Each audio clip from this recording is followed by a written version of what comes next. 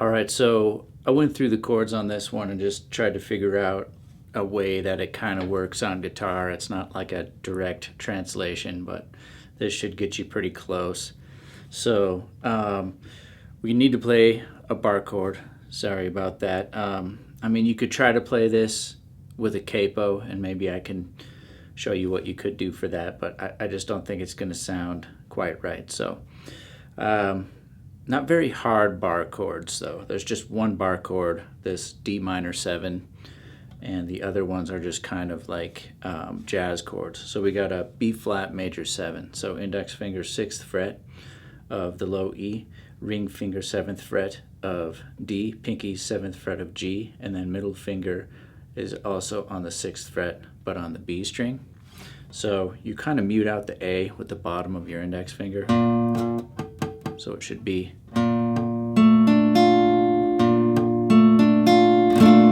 Alright, so that's going to be your first chord. You just strum that. Alright, then you're going to hop your index finger down to the, what is that, 6th fret of the G, and let off with your pinky.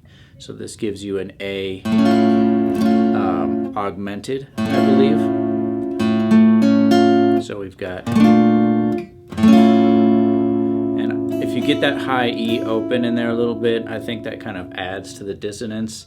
But if you don't like it, you could try not to strum it as much. Alright, so we've got, I'm just doing down, down. If you want, you could try down, up, but I'm just doing down, down. Then we get to our D minor 7 chord. So index finger is going to need to bar from high E to A, and just get that index finger right up against that fret, even on top of it a little bit, so you get the most leverage. Ring finger 7th fret of the D. So we've got, once again, now the strum pattern when you get to the D minor 7, you're going to go down, up, down, down with a quick mute. Down, up, down, down. So we got down, up, down, down, down, up. So after that, down, up. So we got down, up, down, down, down, up, down, up, down, down. All right. So let's see if we can get all that. I'll try to play it a little slower.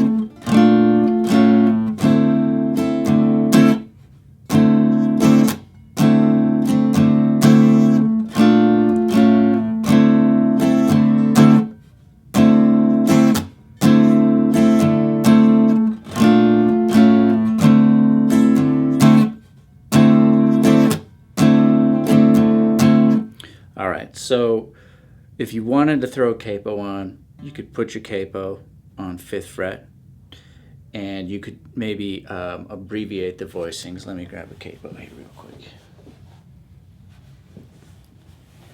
Alright, so we could put it on 5th fret, and we could do something like Hair in the Eye. We could do something like, let's see. So you would have to get that voicing, that A augmented. So that means you need to bar 1st fret of B and G. So you would be like, and then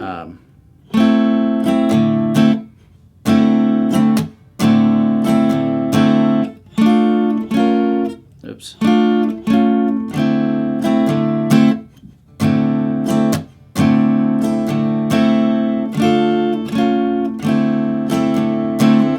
So you're doing A minor shape, A augmented, and then just middle finger, 2nd fret of the D.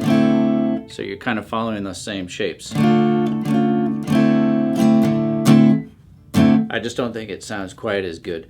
But one last note for this song is that once the groove comes in, like at the beginning you can hear that root note B flat going to the A and going to the D pretty clearly. You hear that pretty clearly, right? But once the groove comes in, you don't hear all that as clearly. So you could just play like a D minor shape.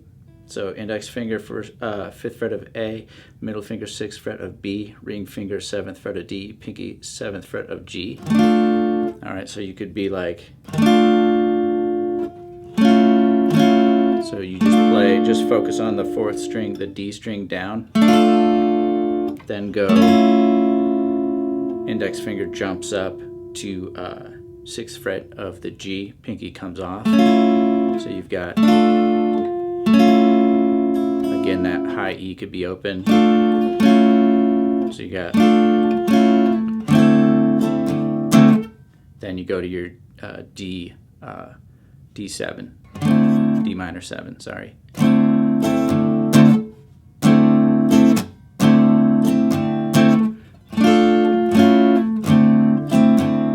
So that might be just a little easier rather than playing the B flat root note, just going right to D minor, A augmented, D minor 7.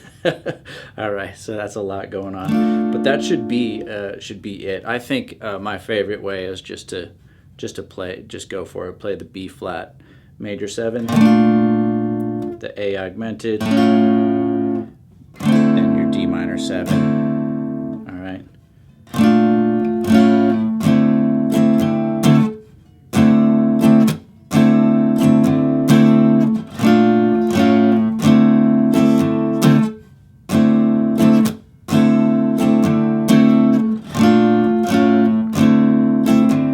So let's compare that again. Put the capo on.